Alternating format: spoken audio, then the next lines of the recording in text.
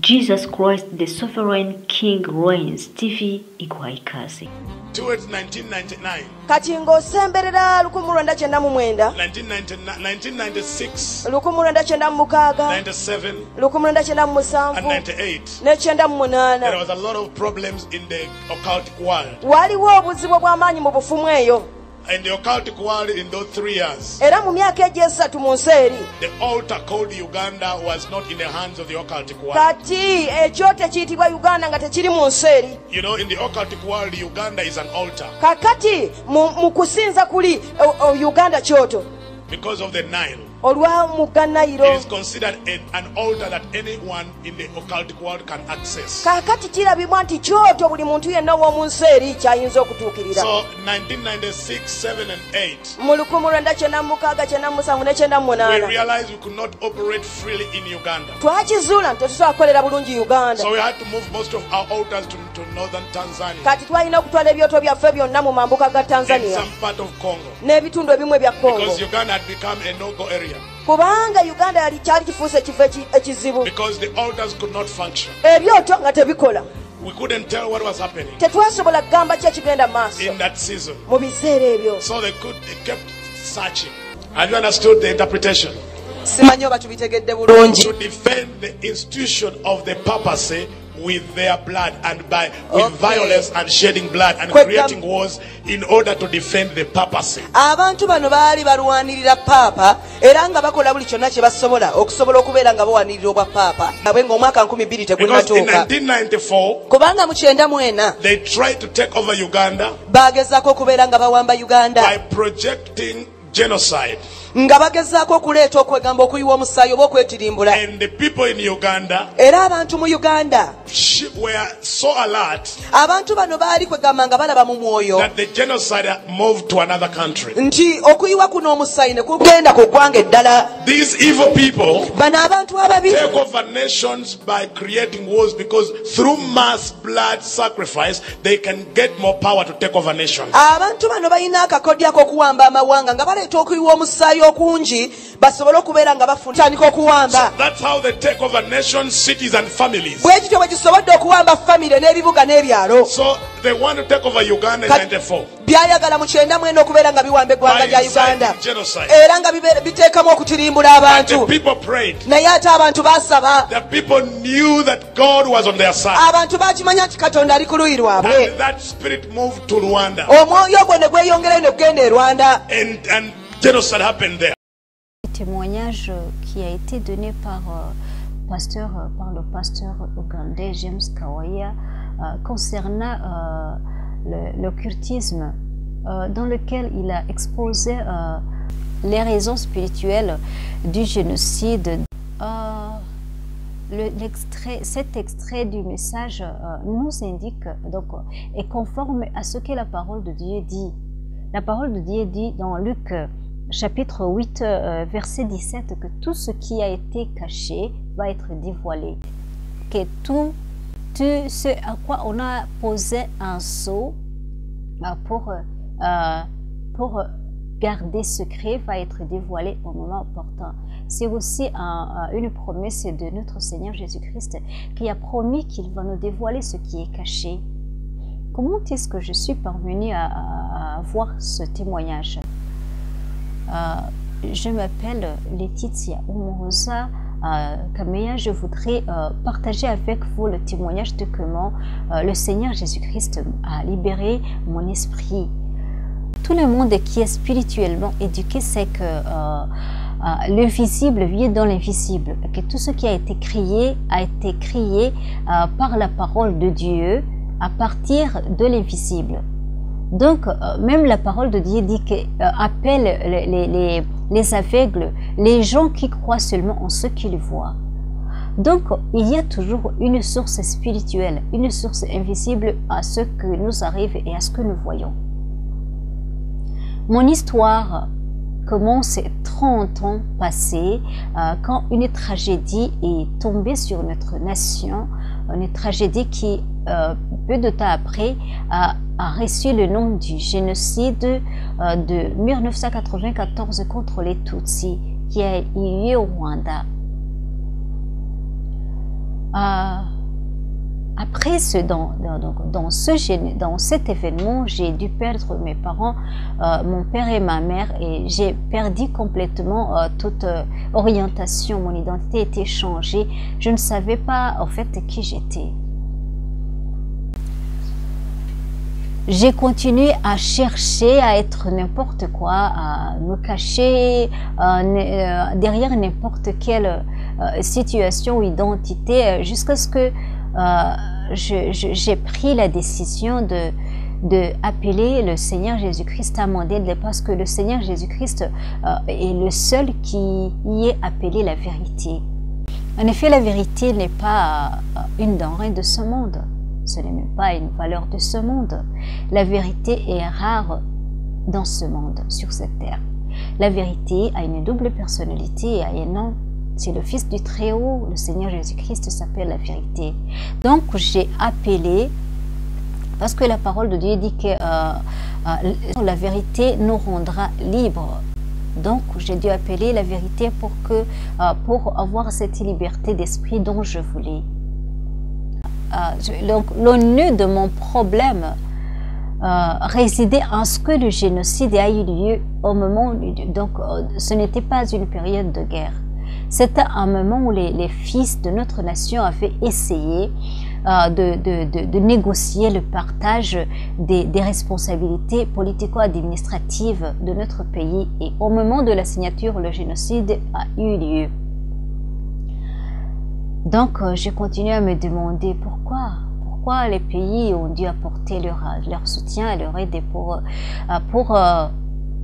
afin que tout cela tombe à l'eau. Donc, j'ai continué à me poser la question, pourquoi les gens ont dû perdre le temps? Pourquoi tous ces efforts ont-ils été apportés si c'était pour résulter en un génocide? Cela a continué. Vous savez, la perte des parents, des familles n'est pas quelque chose dont tu peux te lever un jour et dire, tu sais, oublie et continue à aller avant. Non, tout ce que tu fais, tu te trouves comme si tu recules, comme si une certaine force invisible te fait reculer. Ce qui m'arrivait, j'essayais à faire tout, mais je me sentais toujours reculer en arrière, malgré moi. Donc j'ai dû appeler Jésus, lui demander son aide. Et même s'il m'a répondu, j'ai pas pu écouter parce que je n'avais pas d'oreille à ce moment-là. Pourquoi? J'étais occupée à chercher de l'argent pour vivre, à essayer de styler un nouveau modèle de vie, à trouver une nouvelle identité, à structurer qui je voulais être. Le problème était si je voulais me marier ou pas, parce que j'avais toujours une voix derrière mes pensées qui me disait il n'y a pas de stabilité dans ce monde, ne va pas devant. Donc je devais me défaire de cette voix intérieure. Quand j'ai appelé Jésus, je crois il a réagi, mais j'ai pas reçu la réponse immédiate. Même si je l'ai reçu, j'ai pas reconnu que c'était lui. Jusqu'à ce que en 2017, il décide de changer ma vie. Il a tout arrêté, il a arrêté toutes les connexions. Je me retrouvais donc dans une nouvelle vie que je n'avais pas, je n'avais pas l'habitude de vivre. Je ne voyais pas où je pouvais aller, comment faire. J'essayais de me situer pour un travail, mais le Seigneur arrêtait à un certain moment. Il voulait au fait que je sois prête pour la guérison. Quand la parole de Dieu, je crois que vous savez que nous sommes des créatures à 3 dimensions. Nous avons un corps, nous avons une âme et un esprit. Nous sommes des créatures créées spirituellement, dont Dieu a de temps d'un corps afin de nous permettre d'opérer sur cette terre. Parce que la loi spirituelle oblige à ce que tu sois où tu es, la matière de l'endroit où tu es afin de pouvoir opérer. Voilà pourquoi nous chassons les démons. C'est parce que ils n'ont pas le corps. Le corps est une matière qui est faite en même, donc selon de même façon que la terre est formée. C'est notre habitation, c'est notre maison, mais qui nous donne le droit d'opérer en tant que des êtres vivants sur cette terre. Donc, quand j'ai appelé Jésus en 2017, il m'a répondu, donc par son Saint-Esprit, il m'a dit, tu sais Laetitia, c'est le temps de commencer la classe de l'obéissance. C'est là où il a commencé, parce que quand Dieu nous donne la prospérité, c'est différent de la prospérité mondaine. La prospérité que Dieu offre, c'est une prospérité à 3 dimensions. Vous prospérez à tous égards, c'est même la parole de Dieu.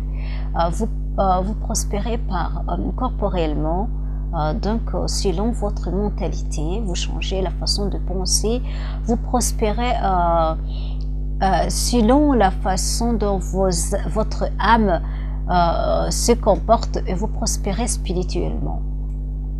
Et tout ça concourt à votre bien-être. C'est comme ça que le Seigneur a prévu notre prospérité. Donc, quand le Saint-Esprit m'a dit c'est le moment de commencer la classe de l'obéissance, je ne comprenais même pas ce que c'était.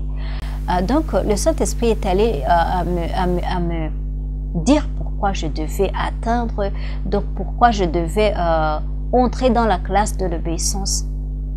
Il m'a dit, Laetitia, tu sais, avant tu étais seule. Maintenant, tu es dans une autorité structurée. L'autorité a été structurée dès la création. Vous savez, Adam a été créé seul. Mais en venant sur la terre, il a apporté, il est venu complet. Il a apporté Ève, son aide. Donc, il avait à l'intérieur de lui. Donc, Dieu a pris une côte, a formé Ève à partir d'Adam. Elle a appelé son aide. Donc, Ève était là pour porter des bébés, permettre à Adam d'atteindre tous les objectifs dont Dieu lui avait fixés. Et Adam, là-bas, devait faire 3 classes. La classe de gestion, où il devait cultiver, la classe des sciences, où il devait être familier avec toute la création. La 3e classe était la classe de la bonne gouvernance. Dieu n'a pas voulu introduire Adam sur la terre ouverte et l'a mis dans une maison du paradis où il devait donc apprendre. Mais Dieu était aussi savait qu'avant la création, il y avait une entité spirituelle qui était puissant, qui avait contesté la volonté de Dieu à ce qu'il serve l'homme. Cette entité s'appelait Satan. Et selon notre création, Adam n'était pas censé voir l'invisible, ce qui est spirituel. Donc, il devait dépendre de Dieu jusqu'à ce que Dieu décide de l'introduire dans le monde. Je crois aussi que vous savez qu'il y avait d'autres espèces humanoïdes sur la terre qui ne sont pas créées, qui n'étaient pas créées dans l'image de Dieu, mais ils étaient là. C'est même là où Caïn a dû aller après avoir tué Abel. Donc, Adam n'a pas pris au sérieux son droit de gouverner sur la terre. Donc, Satan ne pouvant pas s'adresser à Adam, il est allé chercher Ève, son secrétaire ou son aide, lui a parlé de ce que Dieu lui a caché, de comment atteindre la connaissance selon le plus court chemin, selon lui, donc contre la volonté de Dieu. C'est ce que même Satan fait aujourd'hui, il nous propose des choses, les plus courts chemins. Quelquefois, nous acceptons et nous perdons nos capacités de vivre, d'avoir la vie éternelle. Donc, Ève a accepté, elle a dû penser que c'était profitable de négocier avec cet esprit qui avait emprunté le corps du serpent, afin de pouvoir paraître et parler à la femme et puis à l'homme. Adam donc est allé, donc Ève est allée négocier à Adam et Adam a accepté de signer l'accord de manger, de se rebeller contre Dieu afin d'avoir cette connaissance qui était cachée à lui. Quand Dieu est venu, parce qu'il était le professeur d'Adam, il est venu lui donner les leçons vers toutes les fins de journée. Donc il est venu, Dieu est venu et il a posé la question à Adam, il lui a appelé, Adam, où es-tu? C'était pas parce que Dieu ne savait pas où Adam était, c'était parce que Dieu voulait qu'Adam se situe sa position par rapport à la position où Dieu l'avait située. Donc Adam a répondu, je me suis caché, Dieu, je suis ici derrière les arbres, je me suis caché. Dieu lui a demandé comment est-ce que le patron du monde se cache. Donc tu es caché pourquoi? Dieu voulait à ce que Adam puisse tirer des conclusions lui-même, que les réponses puissent venir de lui-même. Il mettait les choses au clair. Donc Adam a répondu, Dieu, je suis caché. Alors Dieu lui a demandé, pourquoi tu t'es caché? Il a dit, je suis nu, j'ai trouvé que je suis nu, moi et ma femme. Il a dit, pourquoi? Comment est-ce que tu as su? C'est la question que Dieu nous pose toujours, même aujourd'hui. Comment est-ce que vous savez? Qui vous a donné les informations? Parce que beaucoup d'informations que nous avons ici ne sont pas vraies. Adam, donc, a répondu, il a voulu jeter d'abord le péché sur Dieu. Il a voulu incriminer Dieu en lui disant, c'est la femme que tu m'as donnée. Mais voyant que ça ne collait pas, Adam a rejeté la faute sur son secrétaire, sur Ève, ce n'est de sa femme. Je crois que Dieu était là en train d'évaluer quel genre de leader j'ai. Après, Adam, il a refusé de porter sur lui la responsabilité. Et dans la dimension spirituelle, quand tu donnes la responsabilité, quand tu rejettes la faute sur quelqu'un, tu lui lègues même ta responsabilité. Donc, il a légué sa responsabilité à Ève. Ève aussi a légué la responsabilité à Satan qui s'est tué. Il a maintenant, c'est comme ça qu'il a obtenu la responsabilité de régner sur les hommes. Et en obtenant cette responsabilité, il a organisé des choses de façon à ce que l'homme ne sera jamais capable d'avoir à nouveau ce pouvoir de régner sur la terre. Je veux dire que quand Jésus est venu, et c'est ce qu'il a fait, il est venu rendre officiellement le pouvoir à l'homme de régner sur tout ce qui est sur la terre. En lui donna l'exemple et en lui montra comment donc obéir Dieu, ce qui devait lui donner la force. Donc Jésus, quand il est venu, on lui a chargé, on l'a accusé d'être le roi des Juifs. Jésus a accepté. Auparavant, je ne comprenais pas. C'est quoi être roi de Juifs? Je pensais que c'était normal. Non, c'était pas normal parce que ce temps-là, c'était seulement l'empereur des empereurs, César, qui devait régner sur tous les royaumes. Donc, quelqu'un qui se déclarait roi devenait ennemi et devait être tué. C'est comme ça qu'on a chargé sur Jésus un coup d'État. Donc Jésus n'a pas protesté, il a accepté. Après, donc c'est comme ça qu'il a gagné la responsabilité. Il a fait ce que Adam n'a pas pu faire. Il a même accepté la punition. Il est mort. Et après avoir donc ressuscité, Jésus était excité. Il était excité, il était content. Il se dépêchait de redonner à l'homme la possibilité de régner. C'est comme ça qu'il est venu. Il a soufflé sur ses apôtres afin de leur redonner la puissance. Quand il soufflait dessus ou dedans, il leur redonnait. C'est-à-dire que c'est, comme s'il entrait en eux, afin de leur donner de la puissance. Ainsi, le Saint-Esprit m'a exprimé donc que je devais être obéissante parce que maintenant j'étais dans une autorité structurée. L'autorité, c'était que j'avais maintenant un mari qui devait être une autorité au-dessus de moi parce que la parole de Dieu définit ou détermine l'homme comme l'autorité au-dessus de la femme, comme ça étant sa tête, et comme Jésus étant la tête de l'homme, et comme Dieu étant la tête de Jésus. C'est comme ça que le Saint-Esprit m'a introduit donc dans la classe de l'obéissance. J'ai dû apprendre l'obéissance à l'autorité. Donc l'autorité directement au-dessus de moi était l'autorité de mon mari. La Bible dit que même va jusqu'à dire aux femmes de considérer leur mari comme leur maître, disant que c'est ce que Sarah c'est comme ça que Sarah a appelé Abraham, et dit que si on ne le fait pas par peur, donc on est en train d'honorer l'autorité que Dieu a placée sur les hommes. Donc il se fait que la femme a même perdu l'obéissance qu'il avait envers l'homme, de telle sorte que même la Bible donne les instructions à la femme de comment honorer son mari.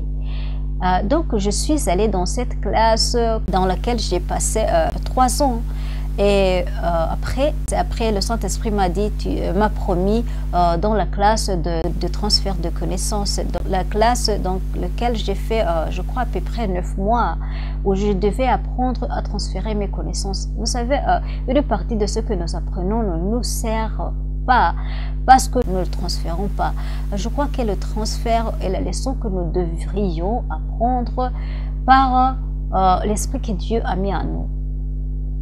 La première classe que j'ai fait, c'était la classe de géométrie, ligne, symétrie. Donc j'étais en train de travailler avec le Saint-Esprit sur la fabrication du matériel d'empaquetage. Donc c'était des leçons pratiques dans lesquelles j'ai passé 9 mois, je crois que c'est 9 mois, à peu près une année. À mon grand étonnement, quand j'ai commencé, je pleurais, je ne pouvais pas faire quelque chose, j'étais même dans le sommeil parce que c'était une école dont je menais le soir. Donc le Saint-Esprit m'encourageait, j'ai jamais vu un professeur aussi distingué que le Saint-Esprit. Et ce qui m'a étonné le plus, c'est qu'après avoir terminé les 7 années, après avoir complété l'obéissance, donc par la confession, l'attente de la dextérité m'était très facile. J'ai vu que les choses qui me demandaient 5 heures d'apprenti, donc de pratique, maintenant me prenaient 1 heure, et après c'est devenu un jeu, quoi. Je faisais tout. Je me réveillais même des fois, j'avais le design dans mon esprit. Quand vous soignez votre intérieur, quand vous le rendez propre, quand vous le lavez par le sang de Jésus, le Saint-Esprit peut communiquer, donc devient capable de communiquer facilement avec vous. Vous réveillez, vous sentez que les instructions sont là, et quand vous les suivez, vous avez des résultats impeccables. Je fais toujours l'école, je n'ai pas encore terminé. C'est les instructions de mon Père Céleste. Mais après ce temps-là de l'introduction à l'école pratique, donc à la classe pratique, le Saint-Esprit m'a promis en septembre 2020 dans la classe de la consécration. La consécration, c'est donc prendre l'engagement de vivre selon la volonté de Dieu, corporellement, spirituellement et selon aussi l'âme. Donc j'ai commencé cette classe par la consécration de mon corps. Le Saint-Esprit m'a dit un jour, tu sais Laetitia, que dirais-tu de glorifier Dieu par tes cheveux naturels? J'ai dit, Saint-Esprit, tu sais, je vais essayer. C'était pas très difficile pour moi. Donc j'ai commencé à essayer.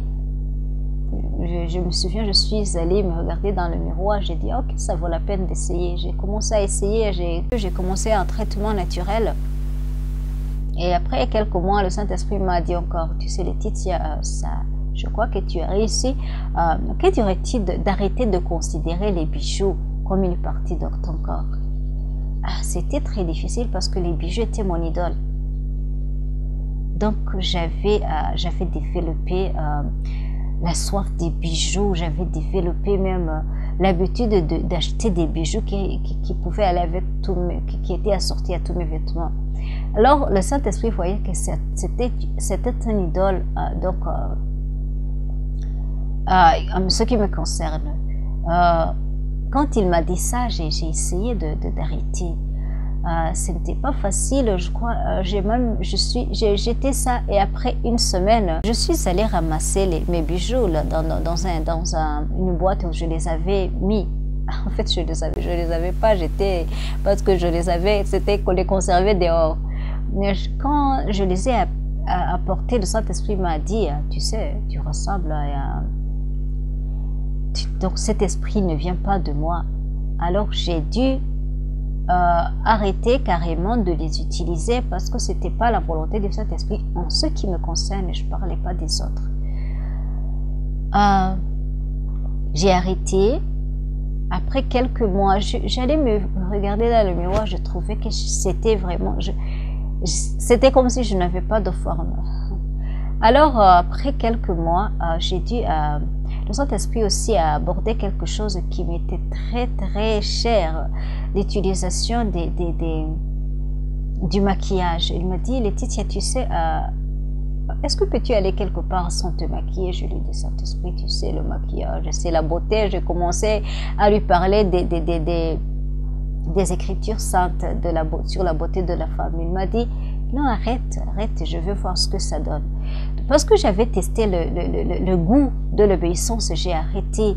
Ça m'était très difficile. Je crois que j'aimais beaucoup souligner mes lèvres, souligner mes sourcils, souligner de telle sorte que j'allais ramasser des crayons noirs de classe pour ne pas utiliser le make-up. Mais à la fin, le Saint-Esprit m'a dit, tu sais Laetitia, cet esprit ne vient pas de moi. Alors j'ai dû arrêter. Après quelques temps, il m'a dit aussi, Laetitia, que dirait-il d'arrêter l'utilisation de cette crème de beauté que dont tu embellis ton visage avec. Alors j'ai dit, Saint-Esprit, cela m'était difficile et j'ai commencé à lui expliquer que j'étais en train d'allaiter et que ma peau était sèche d'une certaine façon, que j'avais besoin de cette crème de beauté. Il m'a dit, ok, arrête, on va voir ce que ça donne. Alors j'ai obéi. Après une semaine environ, j'avais les boutons noirs sur tout le visage. Alors le Saint-Esprit m'a dit, tu vois, tu dépendais de quelque chose. Donc quand tu arrêtes, il y a quelque chose à scène et quand tu arrêtes, ça ne te cause pas de problème. Alors je me suis dit qu'il fallait continuer malgré toutes les conséquences que je devais faire face. J'ai arrêté. Alors après 9 mois, je crois, j'avais retrouvé ma peau naturelle. Alors je me suis agenouillée devant le Saint-Esprit pour lui remercier et lui dire merci Saint-Esprit de m'avoir introduit dans cette liberté de corps. Quelque temps après, le Saint-Esprit m'a dit oui, tu es promis, donc tu fais le jeûne. Je crois que vous savez comment donc les jeûnes, les niveaux des jeûnes, donc des prières de jeûne, comment on les fait. Je devais le faire complet. Vous savez qu'il y a des absolus où vous ne prenez rien et qui doit être un temps court, mais le complet on peut le faire pour longtemps, on prend quelque chose à boire. Mais c'est le jeûne qui m'a donné le plus de peine, le plus de peine. Donc, à un certain niveau, je sentais même ma vision diminuer. Il y a un certain moment, je ne pouvais pas même soulever le savon pour faire la douche. Mais le Saint-Esprit, qui est vraiment fidèle, m'a porté jusqu'à la fin. Le jeûne, c'était, je devais jeûner contre les œuvres de la sorcellerie donc dans ma vie. Je ne savais pas c'était quoi, mais un jour, dans le mois de mai, le Saint-Esprit m'avait révélé une classe internationale sur la sorcellerie où une femme qui la tienne avait dévoilé que le mois d'octobre, c'est le mois où ils donnent leurs vœux. Donc j'ai pensé aussi que c'est là où on donne les vœux sur ma vie. Et c'était vrai sans que je le sache. Vous savez, le Saint-Esprit communique par révélation. Donc j'ai fait le jeûne. Et après, c'est à ce moment-là que les choses ont commencé à changer.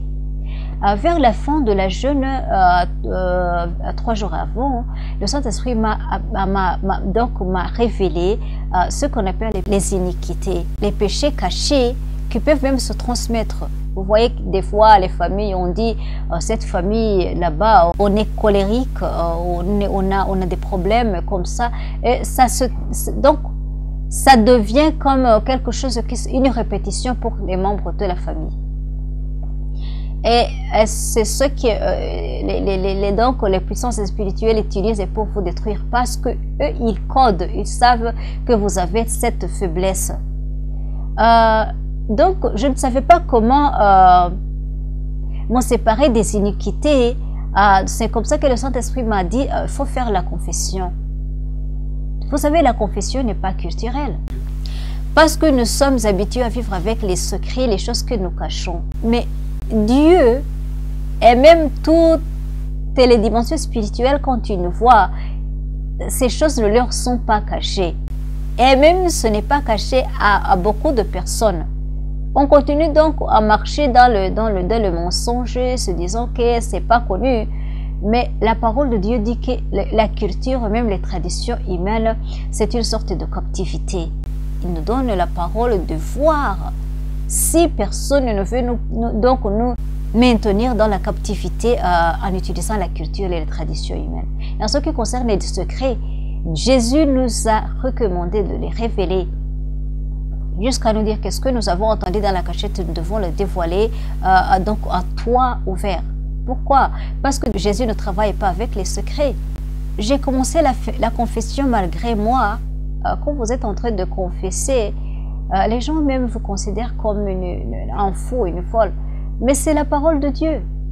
Si nous voulons avoir hérité de la vie éternelle, nous devons obéir Dieu dans ce qu'il nous dit et demande de faire, non pas nos volontés ou les volontés des autres.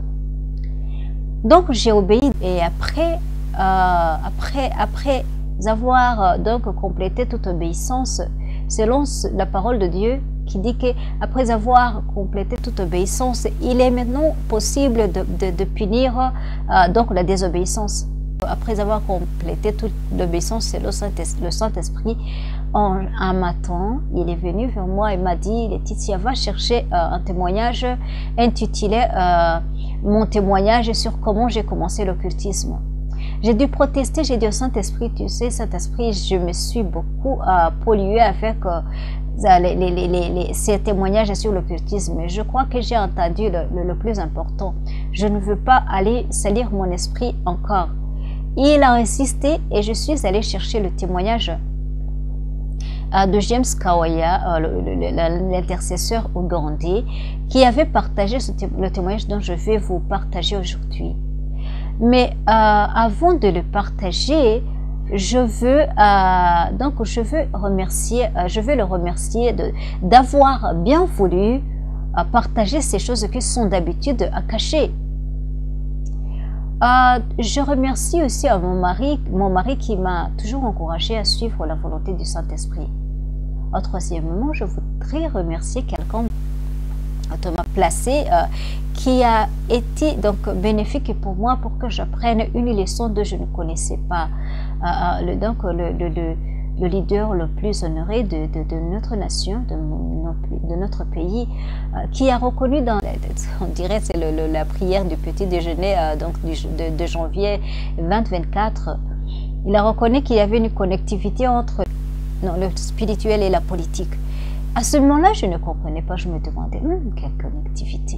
Mais le Saint-Esprit m'a porté dans les temps anciens où les rois d'Israël, le seul royaume qui combattait selon la volonté de Dieu, considéraient les prophètes comme les chariots et les chevaux pour leur combat. Donc, ils reconnaissaient la puissance spirituelle comme si elle porte sur son dos la puissance politique et militaire. Donc, il fallait consulter d'abord les prophètes.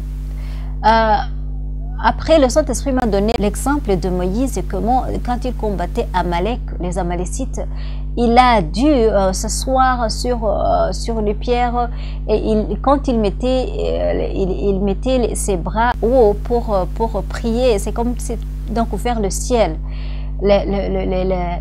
Israël obtenait la victoire. Quand il était fatigué, il est rabaissé, Israël perdait. Amalek obtenait la victoire. C'est comme ça qu'après avoir observé ça, ils ont amené Aaron, qui était le prêtre, le grand prêtre, et Our, afin de soutenir les bras de Moïse. Ce qui veut dire que personne ne travaille pas seul. Donc, ils lui ont apporté leur soutien jusqu'à ce qu'Israël obtienne la victoire. C'est comme ça que j'ai connu que c'était même depuis des temps anciens que la puissance spirituelle est à la source de la victoire donc terrestre. C'est ainsi alors que le Saint-Esprit m'a révélé le message dont je vais partager avec vous. À un certain moment, vous avez fait des conflits autour de notre pays. C'était des manipulations spirituelles. Si vous suivez le message d'aujourd'hui, le témoignage, vous allez être capable de savoir ce qui se passait et ce qui se passe. Et à savoir que beaucoup de fois, ce que nous considérons comme des conflits politiques, ce ne sont pas de vrais conflits politiques, ce sont des manipulations spirituelles. Parce que l'homme a vendu, donc il a légué son pouvoir à ses puissances. Donc, c'est à leur tour d'organiser toujours l'échec de l'homme. S'il vous plaît, suivez ce témoignage. Et après ce témoignage, nous avons fait une prière en fait de demander aide à Jésus et au Père Céleste, notre Dieu, notre Père, parce que nous sommes convaincus que les armes ne peuvent pas combattre, les armes terrestres ne peuvent pas combattre les dimensions spirituelles. Et Dieu nous a donné le devoir de faire connaître à ces dimensions spirituelles sa connaissance de la fin des temps.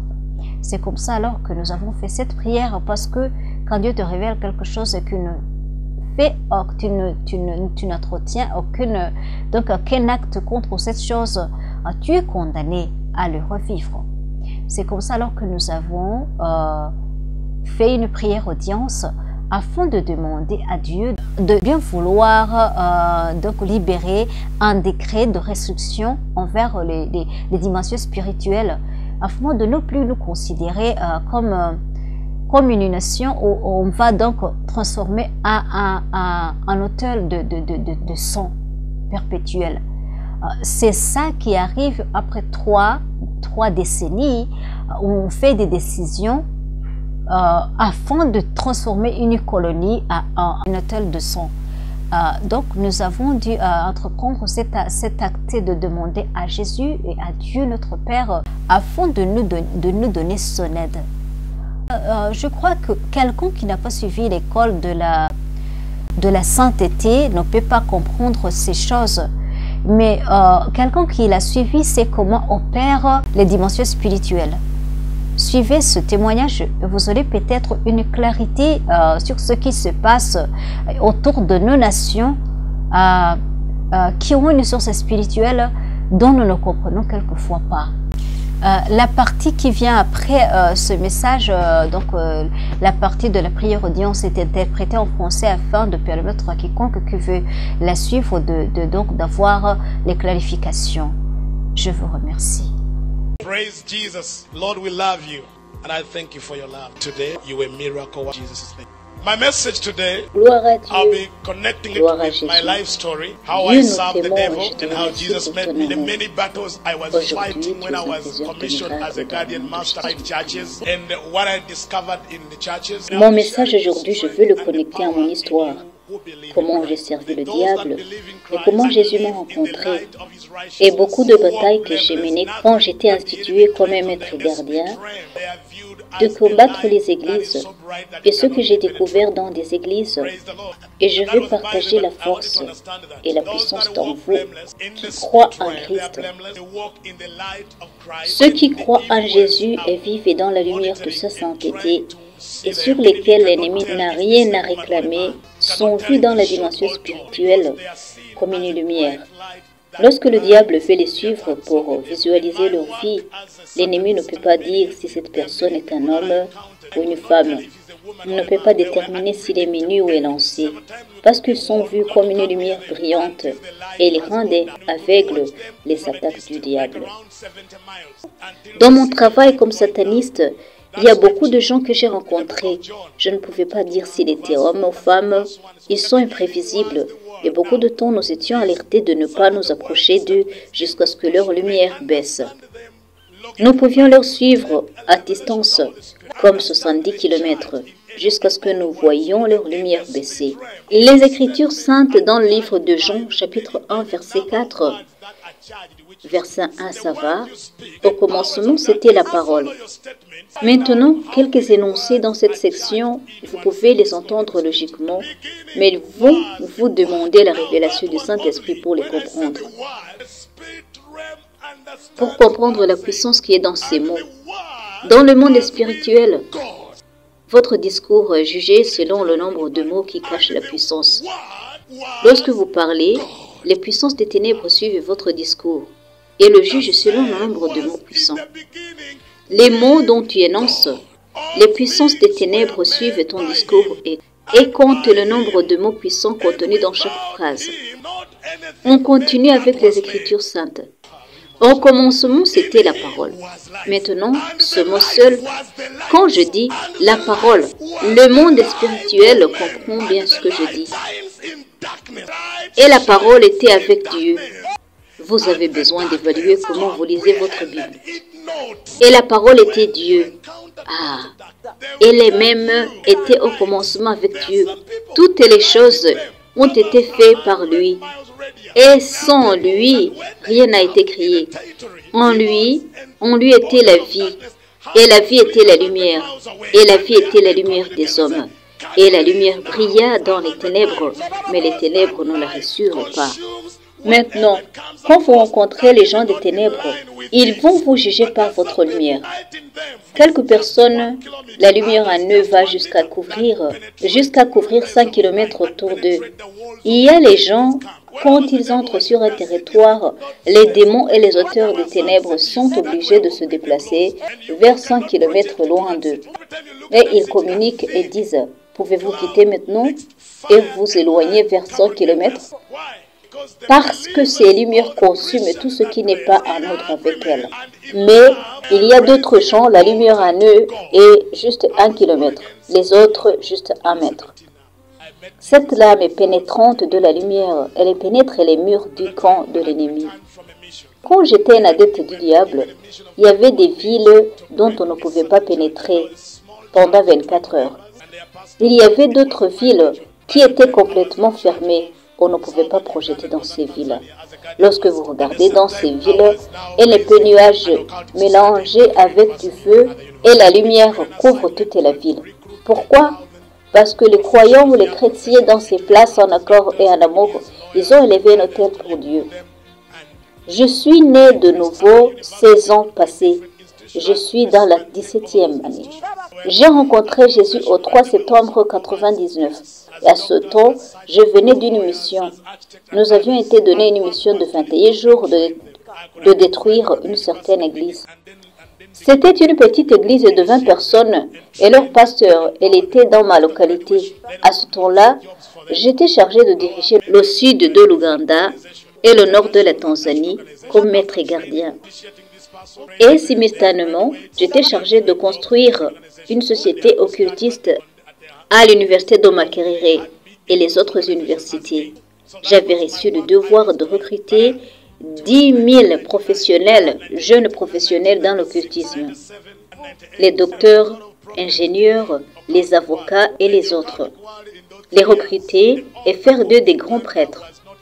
Après l'université, il pouvait aller dans différentes institutions comme prêtre et s'emparer du pouvoir dans ces institutions. Ils devaient y entrer comme des professionnels, mais aussi comme des prêtres, docteurs, chirurgiens, chargés de la loi, les architectes et les autres. Mon travail était de les recruter et les entraîner. Je pouvais les identifier à l'université et commencer à les amener dans le groupe, les initier, les entraîner et leur donner de la puissance. Après la graduation, nous pouvions leur chercher du travail. Nos membres étaient dans les organisations différentes, internationales et nationales. Après la formation et l'initiation, ils graduaient et ils recevaient du travail dans des organisations différentes. Ils devaient commencer au niveau de la gestion parce qu'ils étaient dans ces institutions comme des portes d'entrée. Mais vers 1989, 96, 87, 88, il y avait beaucoup de problèmes dans le monde culte. Pendant ces 3 années, l'hôtel appelé Ouganda n'était pas entre les mains du monde culte. Vous savez, dans le monde culte, l'Ouganda est un hôtel à cause du Nil. Il est considéré comme un hôtel auquel quiconque dans le monde occulte peut accéder. Donc 96, 97 et 98, nous avons constaté que nous ne pouvions pas opérer librement en Ouganda. Nous avons donc été contraints à déplacer nos hôtels vers le nord de la Tanzanie et dans certaines parties du Congo, parce que l'Ouganda n'était plus un espace libre, parce que les hôtels ne pouvaient pas fonctionner. Nous ne pouvions pas dire ce qui se passait pendant cette saison. Ainsi, ils ont continué à chercher jusqu'à ce que nous soyons appelés d'aller dans une rencontre à Marthe, à Rome. Et lorsque nous étions dans cette réunion, nous étions dans 3 sociétés des gardiens. Il y avait 3 sociétés qui avaient porté serment d'être les gardiens du diable. Être les gardiens de celui qu'on appelle le brillant. Ces gardiens étaient appelés lucifériens. Le code des secrets des jésuites, l'ordre des jésuites, on les appelait les saints de Royera. Les francs-maçons et les Knights of Malta. Ainsi, nous étions 4 organisations qui étaient en engagement et avaient porté serment d'être gardiens. Et ils étaient organisations des gardiens. Ils sont appelés les gardiens de Satan, cherchant à découvrir ce qu'on appelle la connaissance ésotérique, afin de prendre le monde en otage. Les membres avaient reçu l'entraînement dans la connaissance qui n'est pas connue dans ce monde. Ces 4 organisations, les lucifériens, les francs-maçons et le 3e était appelé Knight of Malta. La 4e était appelée le code secret des jésuites. Les jésuites sont ceux qui prêtent serment de défendre la papauté par leur sang, défendre l'institution papale par leur sang, et à verser le sang et à créer les guerres afin de défendre la papauté. Ils prêtent serment de faire ça par leur sang. Ces 4 organisations se sont réunies à un endroit qu'on appelle les catacombes, sous les caves, parce qu'ils ne pouvaient pas se permettre de perdre l'Ouganda avant 2000. En 1994, ils ont essayé de prendre l'Ouganda en otage en projetant le génocide. Et les gens en Ouganda étaient très alertés, de telle sorte que le génocide s'est déplacé vers notre pays.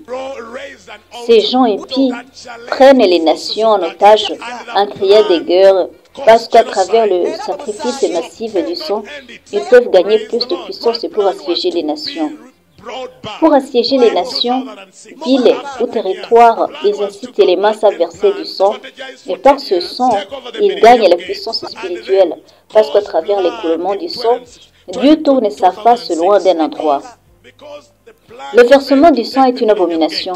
Par exemple, un sorcier ou un féticheur veut établir son travail dans une certaine ville. Il envoie une charge négative. Les gens dans cette ville, dans cette place, sont chargés négativement et commencent à agir en ordre de tuer une personne innocente. À travers un mobile semblant juste, il tue un innocent. Ou il tue un enfant innocent. À travers un esprit diabolique, un autre homme viole un bébé et tue le bébé.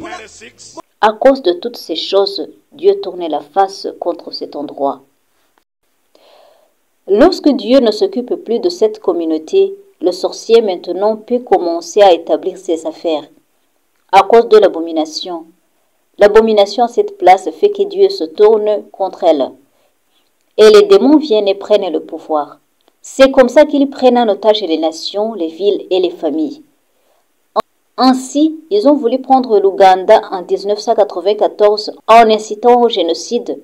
Mais les gens ont prié, les gens ont su que Dieu était de leur côté et cet esprit s'est déplacé vers le Rwanda. Et le génocide est arrivé là-bas. Ils ont essayé de retourner en 1996. En cette année, ils ont essayé. En 1996, ce ministère a élevé un hôtel qui a défié les forces des ténèbres.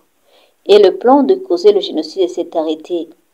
Ils n'ont pas pu le mettre en exécution. Ce plan était ramené de retour en 2006, après 10 ans. Le plan était de retourner et faire une stratégie de 10 ans pour prendre la porte du millénaire et causer l'écoulement du sang en 2006, parce qu'ils n'ont pas réussi à prendre la porte du millénaire et à ce moment, beaucoup de satanistes et des gardiens ont rencontré Jésus. Ce plan n'a pas réussi. Et ils ont retourné pour faire un autre plan de 10 ans, de 2006 en 2016. Et c'est cette année que nous avons. Dans le monde satanique, quand tu perds 3 fois, tu te retires pour de bon. Écoute ce que je dis, Église. Si vous perdez 3 fois, vous êtes éternellement condamné à ne pas opérer dans cet endroit. Si tu perds 3 fois. Et le plan n'a pas réussi en 1996, en 2006 et en 2016. Maintenant, ça c'était pour l'Ouganda. Nous pourrons discuter à propos des autres nations. Les plans que je connais et que j'ai connus, qui ont été préparés par ces 4 groupes avant que Dieu nous rencontre.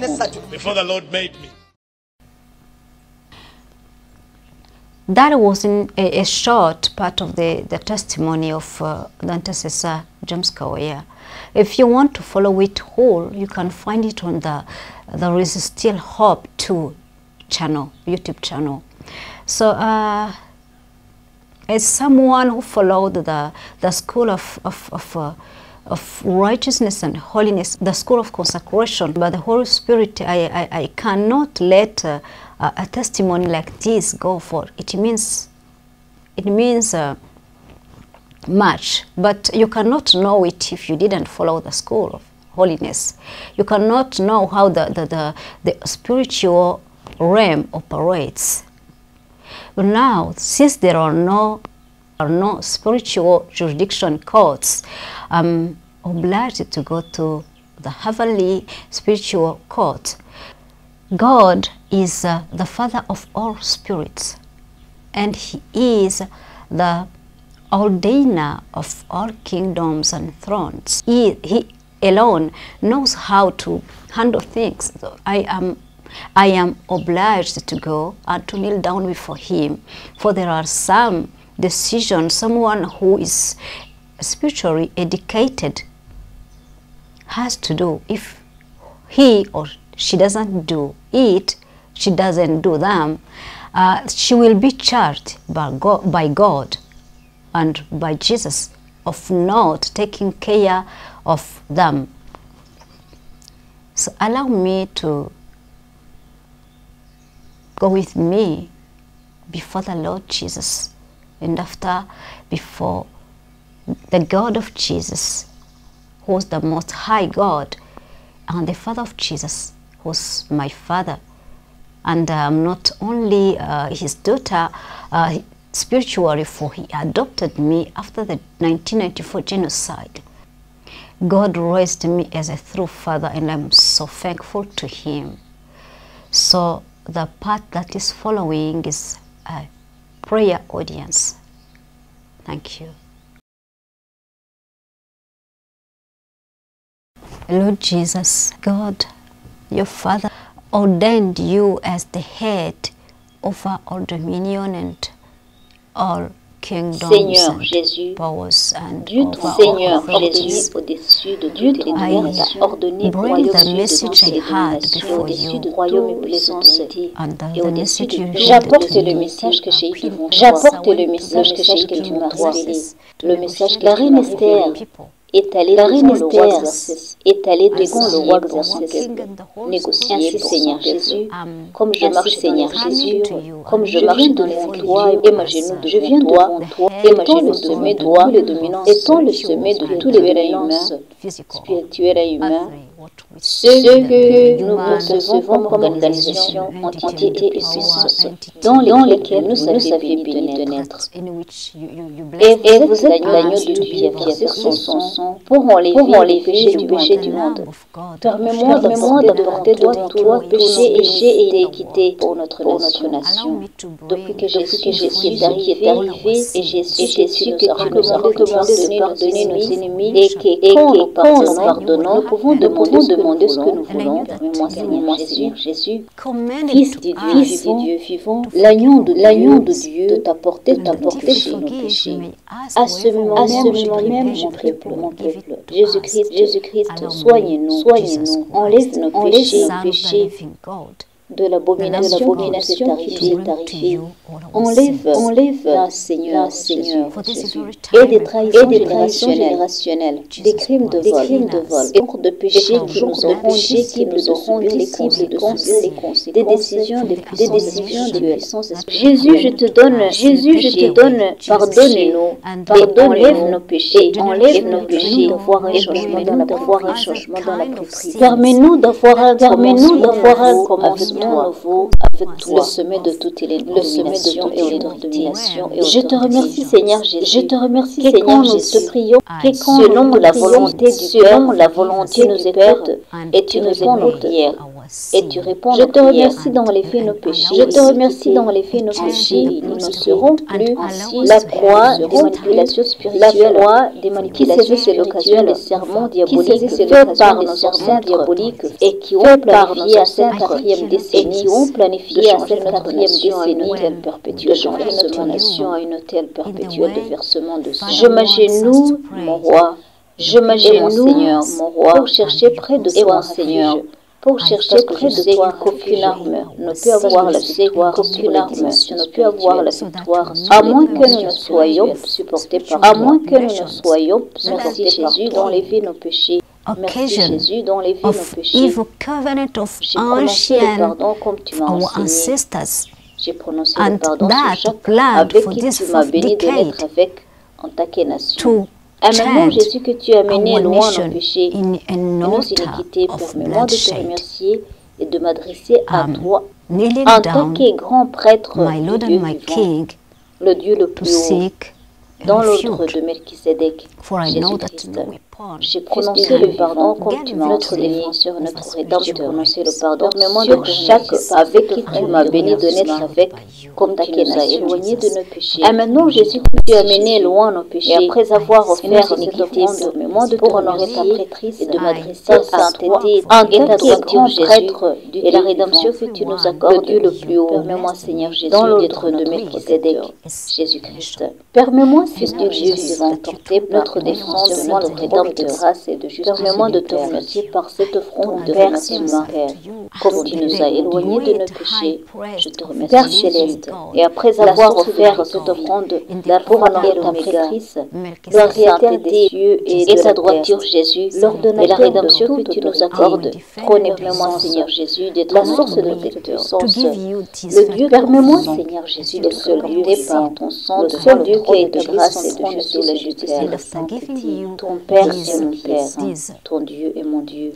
Les Écritures disent que lorsque nous croyons en Jésus, la source de tout, et que nous sommes l'alpha et l'oméga par son sang, le Créateur des cieux et de la terre, nous approcher de ton l'ordonnateur de ces libertés, trône et puissance, la source de toute puissance, le Dieu tout-puissant par le sang, le seul Dieu vivant, le seul Dieu qui a établi son trône de Jésus, mon Père, sainteté. Je m'agenouille le seul qui est saint pour faire deux pétitions.